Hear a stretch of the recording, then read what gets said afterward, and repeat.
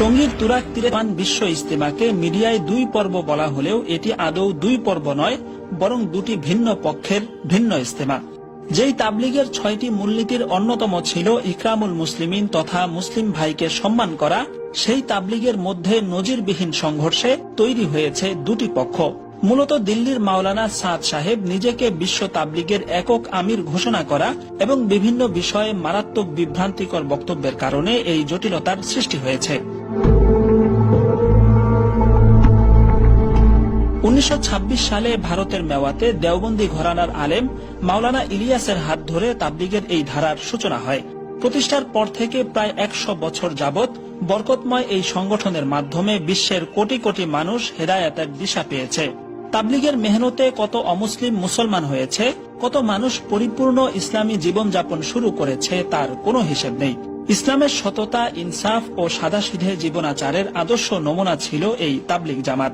এটি ছিল একমাত্র সংগঠন যাদের ব্যাপারে বিএনপি, আওয়ামী লীগ, জামায়াত, জাতীয় পার্টি দলমত নির্বিশেষে দেশের সমস্ত মানুষ যাদেরকে ভালোবাসত। বিশেষ করে বাংলাদেশের বিশ্ব ইজতেমা হজের পর পৃথিবীর মুসলিমদের বৃহত্তম জামায়াত, যার মধ্য দিয়ে বিশ্ব দরবারে বাংলাদেশের ভাবমূর্তিও উজ্জ্বল হয়েছিল। সমস্যার উৎপত্তি 2014 সালে তাবলিগের শীর্ষ মুরব্বী দিল্লির মাওলানা জুবাইরুল হাসানের ইন্তেকালের পর থেকে।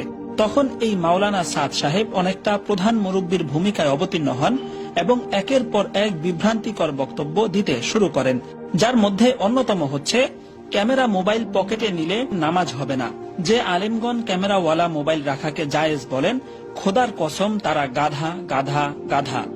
শুধু তাবলিগি নবীদের কাজ, এছাড়া দিনের যত কাজ আছে অর্থাৎ দ্বীনি ইলম শিখা, শিখানো, আত্মশুদ্ধি, কিতাবাদি রচনা করা কোনটাই নবুয়তের কাজ নয়। তর্জমা না জেনে কুরআন তিলাওয়াত করলে সওয়াব তো হবেই না, উল্টা গুনাহ হবে। যেসব আলেম মাদ্রাসা মসজিদে পড়িয়ে বেতন নেন তাদের বেতন বেশ্যার উপার্জনের চেয়েও খারাপ, বেশ্যারাও তাদের আগে জান্নাতে যাবে। এই ধরনের ভয়ানক বক্তব্যের কারণে উপমহাদেশীয় মুসলিমদের শীর্ষতম ধর্মীয় কেন্দ্র দারুল উলুম দেওবন্দ থেকে মাওলানা সাদ সাহেবের বক্তব্যকে ভ্রান্ত বলে ফতোয়া দেয়া হয় এবং তাকে এগুলো প্রত্যাহার করার আহ্বান জানানো হয়। সমস্যার আরেকটি কারণ হচ্ছে তাবলিগ মূলত পরামর্শ বা মশওয়ারা ভিত্তিক একটি জামাত হলেও মাওলানা সাদ সাহেব নিজেই নিজেকে আমির ঘোষণা করে বসেন। একদিকে বিভ্রান্তিকর বক্তব্য, অপরদিকে নিজেকে আমির ঘোষণা করার দ্বারা বরকতময় এই জামাতের মধ্যে নজিরবিহীন অস্থিরতা সৃষ্টি হয়।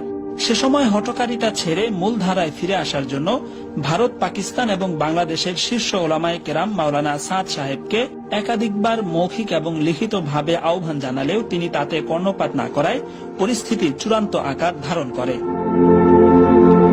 শেষ পর্যন্ত 2016 সালের রমজান মাসে তাবলিগের বৈশ্বিক কেন্দ্র দিল্লির নিজামুদ্দিন মসজিদে মাওলানা সাদ সাহেবের সমর্থকেরা তাবলিগের মূলধারা সদস্যদের উপর হামলা চালায়, যার ফলশ্রুতিতে বাংলাদেশেও দুটি পক্ষ তৈরি হয়ে যায় এবং কাকরাইল মসজিদে সংঘর্ষের ঘটনা ঘটে। সেই ঘটনার পর 2017 সালের টঙ্গী ইজতেমায় মাওলানা সাদ সাহেব ঢাকায় আসলেও তীব্র প্রতিবাদের মুখে তিনি বিশ্ব ইজতেমায় অংশ নিতে পারেননি। বাংলাদেশের পরিস্থিতির চূড়ান্ত অবনতি ঘটে 2018 সালের 1 ডিসেম্বর, যখন টঙ্গীর ইজতেমার মাঠে তাবলিগের মূলধারার কার্যক্রম চলাকালীন মাওলানা সাদ সাহেবের সমর্থকেরা জোর করে মাঠে ঢুকতে যান। 5 দিনের জোরের কথা বলে তারা টঙ্গী মাঠের আশপাশের রাস্তায় জড়ো হন। এক পর্যায়ে বাটা গেট ভেঙে ভিতরে অবস্থানরত তাবলিগের মূলধারার সাথী এবং মাদ্রাসা ছাত্রদের উপর তারা লাঠি সোঁটা নিয়ে চড়াও হন। এতে উভয় পক্ষে সংঘর্ষ বেঁধে যায়। সেদিন ইসমাইল মন্ডল নামে একজন নিহত হওয়ার পাশাপাশি কমপক্ষে 1.5 শতাধিক মানুষ আহত হয়েছিলেন। এরপর থেকে বাংলাদেশ এবং ভারতে উভয় পক্ষের ইজতিমা থেকে শুরু করে পুরো তাবলিগি কার্যক্রম সম্পূর্ণ পৃথকভাবেই চলছে। যদিও মাওলানা সাদ সাহেব ব্যতি রেখে অন্যান্য শীর্ষ মুরব্বীদের তত্ত্বাবধানে মূলধারার তাবলিগি কার্যক্রম যথাযথভাবেই পরিচালিত হচ্ছে এবং এই অংশের বিশ্ব ইজতিমা এবং জোর সহ নিয়মতান্ত্রিক যেসব জামাত বের হয় সব জায়গা সব সময় লোকে লোকারণ্য হয়ে থাকে। চলতি 2023 বিশ্ব ইজতিমাতেও 2 দিন আগে থেকেই পুরো ময়দান কানায় কানায় পরিপূর্ণ হয়ে আশপাশের রাস্তাঘাট পর্যন্ত মুসল্লিদের পদভারে মুখরিত হয়ে উঠেছে। বিশ্বের অজস্র দেশের 10,000-এর বেশি বিদেশি মেহমান এই ইজতেমায় শরীক হয়েছেন। মিডিয়ায় ইচ্ছায় বা অনিচ্ছায় এটিকে ইজতিমার প্রথম পর্ব বলে প্রচার করা হলেও এটি আসলে কোনো পর্ব নয়, বরং মূলধারার তাবলিগের একমাত্র ইজতেমা। অবশ্য পরবর্তী সপ্তাহে মাওলানা সাদ সাহেবের অনুসারীদের নিজস্ব একটি ইজতিমা হওয়ার কথা রয়েছে। মাওলানা সাদ সাহেব যদি দারুল উলুম দেওবন্দের নির্দেশিত পন্থায় তার চরম বিভ্রান্তিকর বক্তব্য প্রত্যাহার করেন এবং নিজেকে একক আমির ঘোষণা থেকে সরে আসেন, তাহলে হয়তো জোর মিল মোহাব্বতের সেই তাবলিগকে আবার একসাথে এক কাতারে দেখা যাবে।